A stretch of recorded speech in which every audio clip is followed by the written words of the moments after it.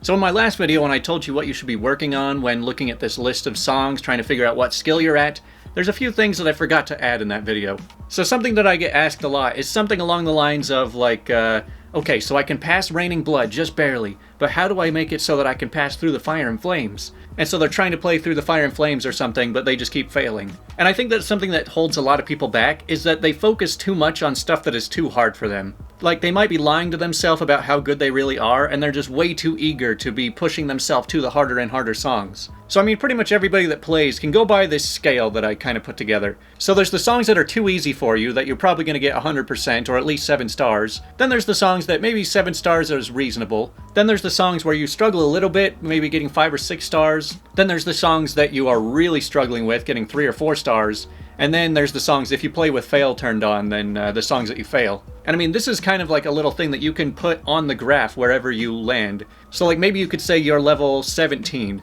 So that's where you're getting 5 stars. So there's the stuff that's easier than that you're getting 7 stars. But then you're getting maybe 3 stars on the songs that are level 21. And so some people might look at that and think like, ooh, I can pass Cliffs of Dover. That means that I am, let's see, level 26. But the reason I put the requirements of like star counts and percentages is because like, if you were getting, let's say, 3 stars on a song, or you're just barely passing, that song is probably too hard for you. Now it's okay if you want to push yourself and you want to try stuff that's too hard for you. I mean, that's a good way to improve. But I think that a lot of people, as soon as they pass a song, or as soon as they get 3 stars, they just call it good and then move on to the next hardest one. And so that's kind of the main thing I want to say is like, don't think that just because you've passed a song or you've gotten 5 stars, that you're done with it. I mean, you don't have to grind out every single song until you get 7 stars on it, but try not to waste your life around songs that are way too hard for you. So I mean, typically when I practice, I mean, obviously there's the songs that are way too easy for me, that I typically just get bored of, so I don't bother with them. But then there's also the songs that are just way out of my skill range that it's like, why even bother? I'm not going to hit any of it. So I'd say that some of the best songs to work on are the ones that you're getting about 5 or 6 stars. It's really nice if you're working on a bunch of songs that you have 6 stars on, because then once you bump those up to 7, then you can call those good and maybe work on the next ones you have 5 and bump those up to 6. Also, something that can be really fun to do when practicing is take a song that you are pretty good at, that maybe you used to really enjoy doing it, but now it's become maybe a little bit too easy, but then go back and play that again, but this time sped up. So maybe raise the speed to 125 or maybe even 150, just depending on how hard the song is. Like a while ago, I hit 7 stars on every single Dragon Force discography song. Then I just decided to go through and try and 7-star all of them at 125 speed. Some of those I'm definitely not going to get anytime soon, but it's really nice to just push yourself to the limit, to where you are hitting stuff as fast as you possibly can. Maybe you're barely keeping up with the song, but maybe not push yourself to the point where you're just sitting out on half the notes.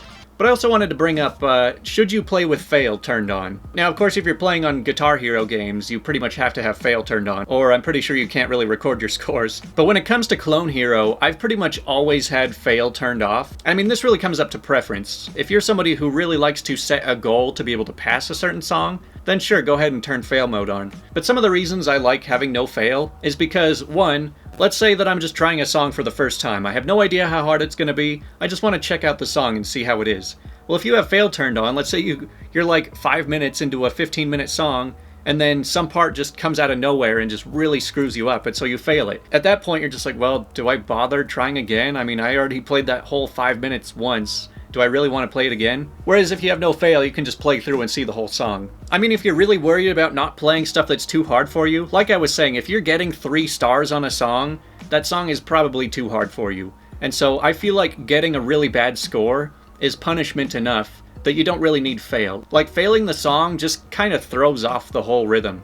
Like, there are plenty of times where I'll be halfway through a song and just thinking, yeah, this is way too hard, and I'll just quit the song. But I like having the option to do that, rather than having the game just force me to do that. I mean, another issue is that if you are really working on trying to pass a song, you might be using star power in weird places, which is going to throw off your score. So you're kind of putting yourself at a disadvantage if you're trying to use the star power to not fail rather than to get more points. I think it'd be kind of fun if a lot of people started uploading videos saying like, this is what a level blank Guitar Hero player looks like, and then just kind of show off your skills at that level. I think that would also kind of help for people to be like, okay, I'm better than that person, but not as good as that person, and so it might make it a little bit easier for people to tell where they are.